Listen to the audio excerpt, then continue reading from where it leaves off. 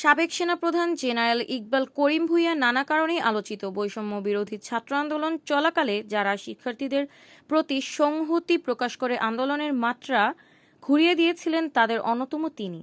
2012 সালে আওয়ামী লীগের শাসনামলে সেনাপ্রধান হিসেবে নিয়োগ পাওয়া এই জেনারেল নিজের ফেসবুকে তুলে ধরেছেন আলোচিত সেই সময়ের নানা ঘটনা প্রবাহ। 24-এর গণ অভ্যুত্থান নিয়ে ধারাবাহিকভাবে সামরিক বিদ্রোহ, সামরিক অভ্যুত্থান, গণ অভ্যুত্থান, গণবিপ্লব ও বাংলাদেশ সেনাবাহিনী প্রধান শিরোনামে ফেসবুকে 17টি পোস্ট দিয়েছেন, যা নিয়ে ইতিমধ্যে আলোড়ন সৃষ্টি হয়েছে। জানা অজানা অনেক কাহিনী তিনি তুলে ধরেছেন, অনেকটা নির্মোহভাবে। জেনারেল ইকবাল করিম ভূঁইয়া সামাজিক যোগাযোগ মাধ্যমে পোস্ট করে লেখেন, 1971 সালে স্বাধীনতার পর বাংলাদেশ 3টি গণ অভ্যুত্থান দেখেছে।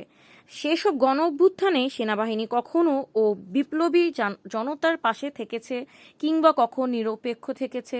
3টি গণ অভ্যুত্থানের প্রথমটি ঘটে 1971 সালে, এরপর হয়েছে 1990 এবং সর্বশেষ 2024 সালে।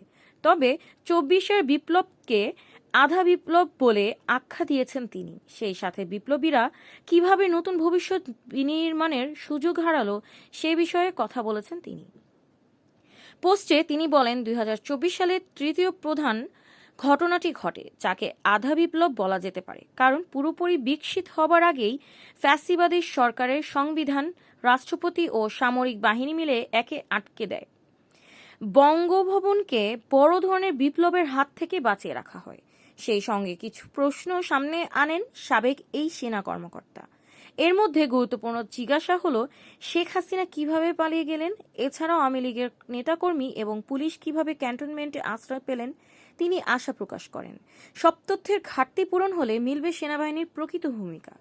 জেনারেল ইকবাল করিম ভূঁইয়া লিখছেন, আজ পর্যন্ত 2024 সালের জুন, জুলাই ও আগস্টে কয়েক সপ্তাহব্যাপী চলা এই আন্দোলনের সময় সেনাবাহিনীর সঠিক ভূমিকা নিয়ে স্পষ্ট তথ্য পাওয়া যায়নি।